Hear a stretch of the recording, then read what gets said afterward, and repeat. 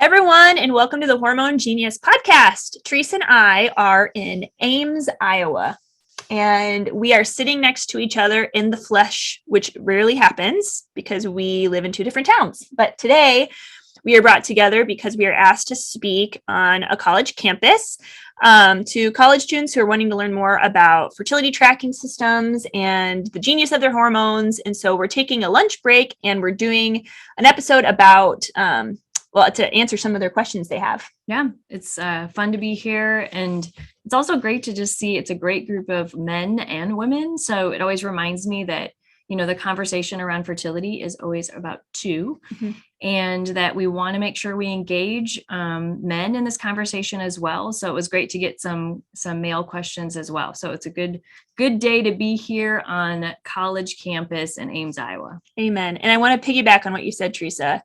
So again, if you guys can all visualize, we're on a campus where the majority of the students are male because it's an engineering and agronomy school. And so when Teresa and I came in today to kind of get started with our speaking, I know I was surprised by the number of men. And the front rows were all men, and they were some of our best participants even. So you're right, Teresa. I think I even personally forget how important it is for men to know the answers to these questions. And so we'll kind of get more into that even on later episodes, right, Teresa? Yeah, absolutely. Okay, so I am pulling up these questions here. I went around and asked, what are some questions that you guys have as college students? And one question that I think is a great thing to hit home on is if someone is single, if there's a single woman who's wanting to chart, what would be a good way for her to get started? And then the piggyback on that is, why should she chart if she's single and not yet in a relationship? So Teresa, do you want to kick us off on that one? Yeah. So this is a question I get asked a lot. And obviously, if you've listened to our podcast, we talk about charting, but we talk about health a lot. So we really believe that this charting of the menstrual cycle, not just Jamie and I believe this, but actually the entire American of College and Obstetricians of the ACOG, American College of Obstetricians and Gynecologists, also believe it because they put a statement out in 2017 that the menstrual cycle is a vital sign of health. So just like your blood pressure, just like your pulse is a vital sign of health, your menstrual cycle, boy, I cannot talk, is a vital sign of health. So the tracking is really about women learning about their bodies, but also being able to find when things are out of whack with their hormones and their cycles. And if you don't chart, you just cannot be in tuned in a way that really, allows you to see what's going on. So how do you tell people to get started with that, Jamie? Yeah. There are so many systems that are available these days, but also there are some charting apps that are also available. And so it really does depend. I always ask women who ask this question of, should I chart even though I'm not in a relationship? And of course the answer is yes. But then my next question is, how into this are you? Like, are you super fascinated by your body? Because some people have differing convictions in terms of just learning stuff, or maybe the different interests. So if they love this stuff, I would say definitely meet with an instructor, somebody trained in a natural system, because you are going to learn so much about your body, about your hormones. You're going to learn about how you can use this in a relationship someday if you would like to. And then also, like the Creighton method, which is the system I teach, and then there are other systems like FEM and Marquette.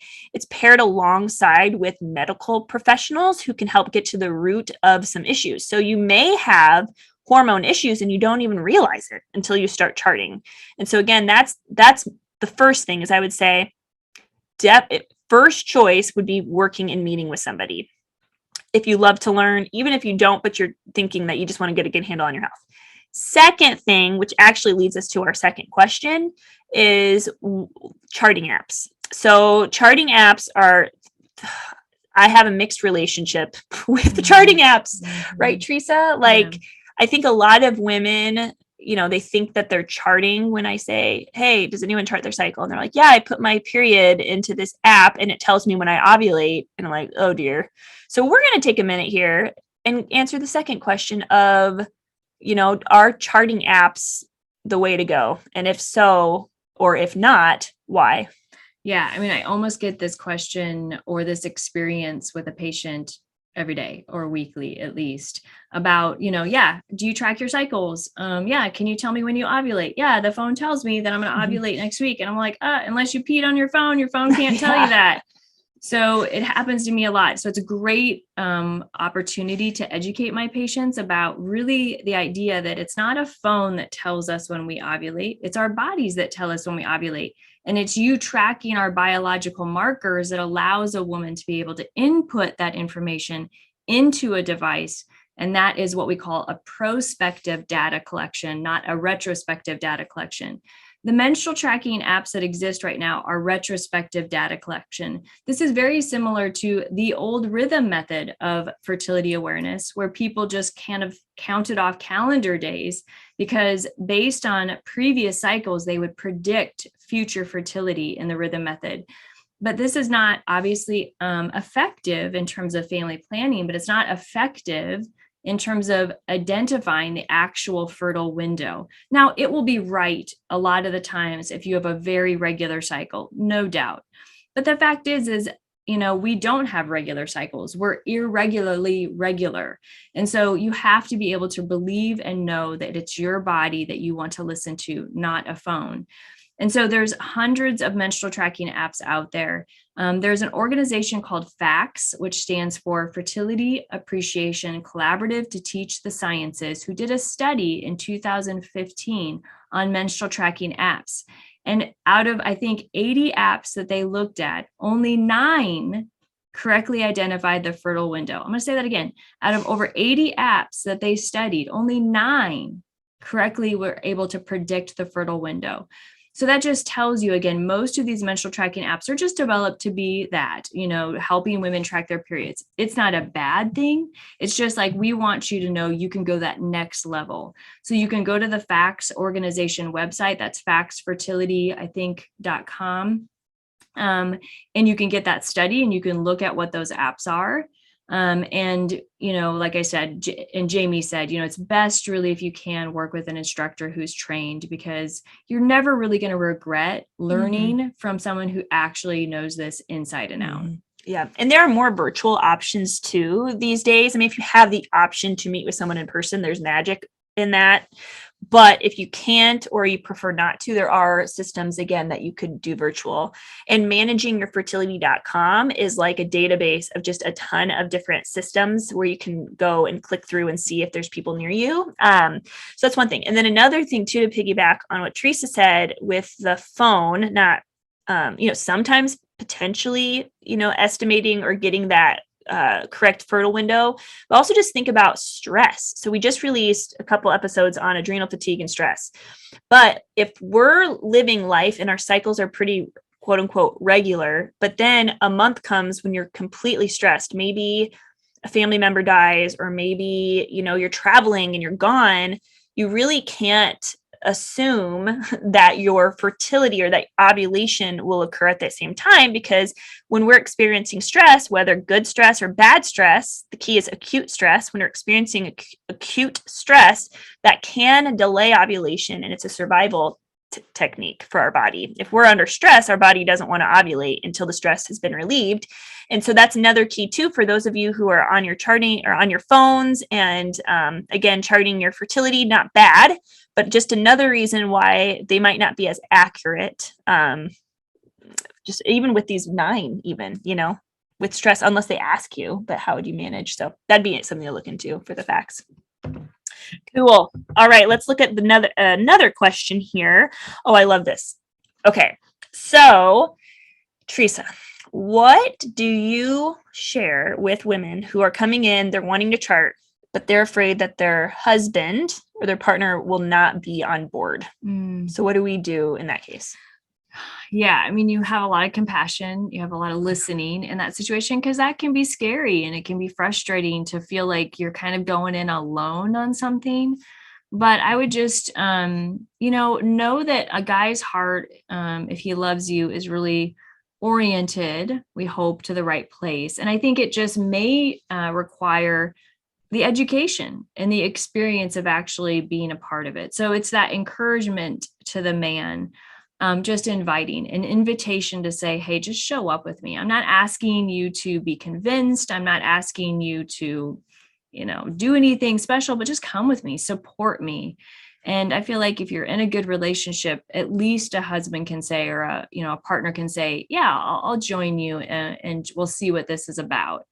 And I kind of think that it speaks for itself. I really think when men have the education, they're like, oh, like I didn't even get how your body worked. Like I just didn't even know any of this. And then when they realize how important it is to you and how healthy it is and how natural it is, I think they're a lot more likely to come on and really engage in a full cooperation of it. Yeah. And I think too, which makes sense, men, I can imagine, probably think about the fertility cycle and just think about the woman's body and what her experiences are, and that it doesn't have a ton to do with him. But of course, we know it takes sperm and egg. It takes both of the people's fertility, man and woman, for that couple to be fertile. The man can be fertile alone all day long, but he can't be actually. He has fertility, but it doesn't matter at all until he's paired with a fertile woman. And the woman's only fertile during a certain time of the cycle. So something I think is also really important as we're talking to men about this is asking questions of, are there times in your wife's cycle where you just get the sense that she's just a little bit more angsty, or that she's tossing and turning at night, or maybe she's just really tired? Like, as a husband or as, the boyfriend or whatever, can you tell that there are ebbs and flows with your girlfriend, wife that kind of confuse you? So what if I were to tell you that by charting, it can give you information on when these things will take place? And it's a conversation tool. So even beyond fertility in particular, there are these kind of relationship building conversations that can take place, because there are a lot of arguments in a relationship, and I just wonder what % of those arguments could be dissuaded simply by knowing our hormones and having a plan for when we feel certain ways. Yeah. I mean, just a side tip there. I remember my husband and I, we got married. There was a class that he took from like a marriage expert. And, I never forget him coming home and telling me, he's like, I know. He's like, I've learned what the secret to marriage is going to be. And he said, this expert said, there's 3 things you need to know about a good marriage. 3 things: communication, communication, communication. Yeah. So it really takes an openness, and, talking about some of these things can be a little uncomfortable. When you first get married, I know intimacy is not what it's going to be in 20 years. Yeah. And so it does change.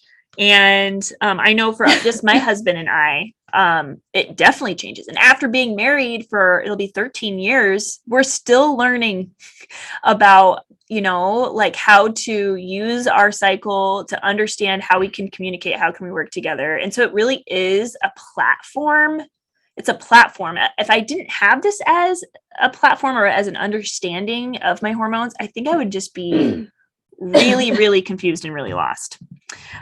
Okay. So I love that. I love that a lot. Another question is, how much does this whole, does it cost to chart? And the answer to that varies based on who teaches you and how you get taught. I can speak from my experience as a Creighton practitioner. In our community, we have a nonprofit in town, Guiding Star Cedar Valley. We have fertility care practitioners and fem instructors. And I would say the price ranges between $40 and $60 per appointment.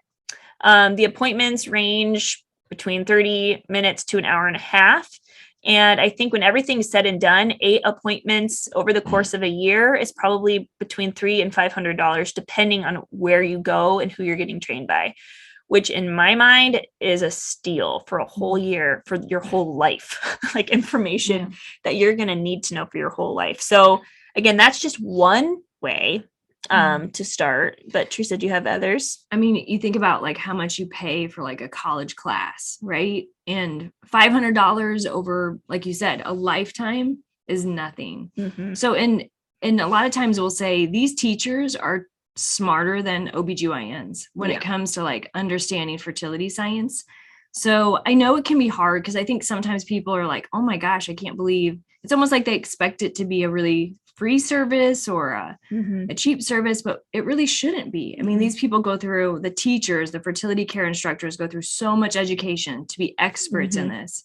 So there is a value in it. So you think about, having a $5 coffee every day.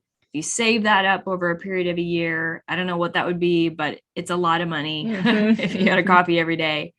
So it really is worth it. But you're right, Jamie, it's a variety of costs, but just know that it is an education you're paying for, but it's a once in a lifetime education. Amen. And something I love, the priest that prepared, I think it was my husband and I think he was the one that told us about this, is that a lot of couples who are engaged to be married, they're just encouraged by their priest to set some money aside for their wedding budget for fertility awareness or natural family planning. And I thought, how smart is that? I mean, we're dropping thousands, I don't even know, $20,000, $30,000 on a wedding, and yet $300 or $500 for tracking for your marriage. So if those of you listening are like engaged and you're thinking about this, just include it in your wedding budget. Yeah. And I know there's teachers that would never turn anyone away either. I mean, there's student discounts, there's teachers that, just would offer that service. So, always reach out to your instructor and let them know, your concerns. Amen. Because there are scholarships and things. Okay, very good. All right. And then one last question here as we wrap up here at Iowa State University. How can someone tell through charting if there's an underlying health issue? And I know we've talked about this a lot, but Teresa, what would you say is maybe 3 of the most common cycle issues that you see that could be easy to explain to our listeners? So yeah, I mean, if I look at college students, I mean, the most common cycle issues are irregular cycles, and they're either caused by polycystic ovarian syndrome, which is a very common menstrual cycle issue that causes irregular cycles, sometimes hair growth, sometimes acne, and sometimes insulin issues that can cause weight gain. But that is a very common issue. And what you see in your charting is that your cycles are long, or maybe you're skipping periods, or maybe you skip periods, and then when you have a period, it's a pretty darn heavy period. And then the second common thing I see in college girls that may be unusual is just absence of periods. So I was a college athlete, so is Jamie. My periods got irregular, but some women actually just completely lose their menstrual cycles. And that's due to the stress on the body, that physical stress, or it's due to the fact that their body weight can be so low that they cannot support their own hormones without that body fat. Women need body fat for their hormones to work. And both of those things need to be treated and, accurately identified by a physician. So just know that, when you see something out of balance, like long cycles, irregular cycles, or pain, or maybe your bleeding just doesn't seem normal, these systems allow you to identify it much quicker and allows you to get to a practitioner, a holistic, hopefully, healthcare provider that's going to give you actually what the root problem is and not just tell you to go on birth control right away, right? Because you don't even know what's wrong yet. So say, hey, I've been charting. I've identified there's something out of whack, but I don't want to just take birth control. I want to know what's wrong with me. Was this caused by PCOS? Was this caused by stress? Was there something else? Is my thyroid out of whack? You deserve to know those answers. And the charting is your first empowerment. It's your first tool to empowerment and advocacy for yourself in a doctor's office. Amen. And something too, that I'm seeing more and more all the time, and maybe I'm just looking for it these days, but how integral gut health is for our hormones. So that's always the first place to start, ladies. If you're in college and you're thinking, oh my word, my cycles are crazy, my periods are so heavy, holy moly, start thinking about, and I know this is so overstated all the time, but the foods we're eating, our stress levels, in terms of our lifestyle, are we staying up really, really late, waking up really early? I mean, that all plays a toll on our hormones. And so it's just interesting that sometimes we forget the most basic thing, we go straight to the Band-Aid, for instance, but forget to address all of what we're putting in our body. You know, we need food and we need water to survive. But if we're giving our body terrible stuff 24/7, it's not going to operate as well as it would otherwise, hormones included. So anyway, start there, take a good probiotic, eat like, sauerkraut and dill pickles. And I used to love dill pickles when I was in college.